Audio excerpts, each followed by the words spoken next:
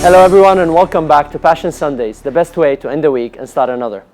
Our guest today is one of the world's leading experts on family dynamics. He's been traveling the world helping them meditate, bond, and have amazing relationships. Svagito, thank you very much for being with us today. Thank you. Really Hello. appreciate it.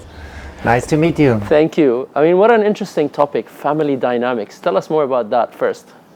Well, we are all born to parents and in a family, and obviously we have all our problems in some way have something to do with our parents and with our family past. So we look at that and we look how we are connected to our parents and to our family and how to be connected to them in a more healthy way, because normally we have an often difficult relationship to them, and we find a more healthy, loving connection to them, and then we have strengths in our life and we can move forward and we are not bonded or bound by the past. Nice. And let's talk about passion for a moment. What does passion mean to you? Well, in fact, I thought about it because that's your topic here, and for me actually my passion is meditation. And it's actually a contradiction, because when you meditate, passion turns into compassion. And so really I'm more interested in compassion. That means a love that has a compassion. And that means when you meditate, you become more calm, you become more peaceful, you become more quiet, and you become less ambitious. So I'm more interested in this kind of state where your ambition turns into peacefulness and relaxation, and you have an inner space, and then compassion develops. Amazing. And I mean, obviously that's an interesting angle on passion, because usually a lot of people are thinking of passion as just purely drive. That's You're right. talking about how passion can be grounded. Because for me, this drive is okay, but it is actually, when you look at it, if you become more mature, this drive settles down and you become peaceful. Like all wise people, their drive turned into something peaceful. Amazing. And how important is it to have passion and compassion in life to be able to move forward? Well, passion basically means, for me in that sense, you have a love in what you do. But it's not this hot kind of love where you want to go for it, but it's a kind of cool kind of love where you can settle inside, you have a coolness, calmness, and you have love for what you do. And I love what I do, and for me this is more the point. And how did you end up doing what you're doing? Well, very early in my life I became interested in meditation, and then I was searching, and I'm since 35 years as an enlightened master who taught me meditation and basically transformed my life. Now I'm doing my work of therapy and family dynamics with this background, not with the idea of going for something or changing yourself in this kind of ambitious way, but more from a space where you look inside and you become yourself and you become more conscious of who you really are. Amazing. And obviously, whether passion or compassion, it's very easy to have these things when everything is nice. But when times are tough, tapping inside you to find a passion or compassion is very tough. How do you find that? Well, basically one should practice it when one has a good time.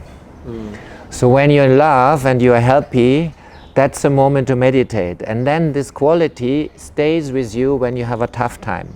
When you start meditating when you have a tough time, it's really hard, it's not easy. But if you practice that quality, then when the tough time comes, because it always comes at some point, then this quality stays with you and it helps you to pass through that period also. Amazing. And how do you then also, when you get out of tough times, sometimes even in the good times, you get burnout. If you're passionate and you love what you do, you're traveling the world, you're doing all of this amazing work, you suddenly feel you want to do more and more and more and more. There must be a burnout at the end of it. Well, that depends.